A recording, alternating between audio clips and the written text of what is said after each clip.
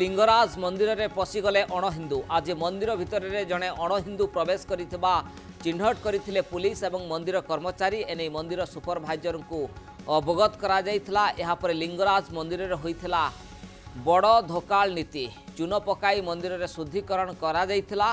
लिंगराज मंदिर में अणहिंदू प्रवेश करने यह प्रथम घटना नुहे। पूर्व अनेक थर लिंगराज मंदिर को अणहिंदू प्रवेश करने नजीर रही।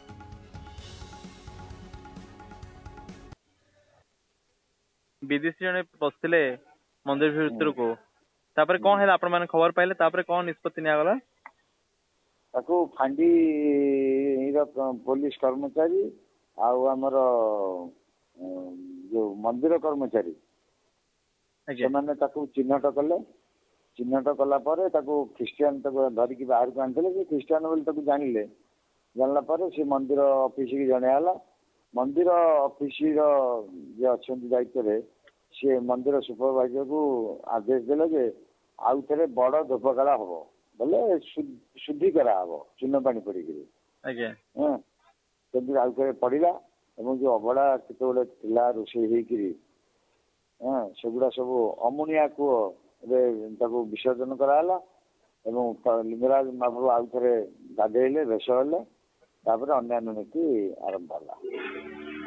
को देशर बोली किसी स्पष्ट भाव जना पड़ी रोम रो जना पड़े। केमी क्या साहय गले ना से एका जाइए सी आश्चर्य लगुच एत पुलिस कर्मचारी मंदिर कर्मचारी जो खाई केमी से सब फसी जापारना।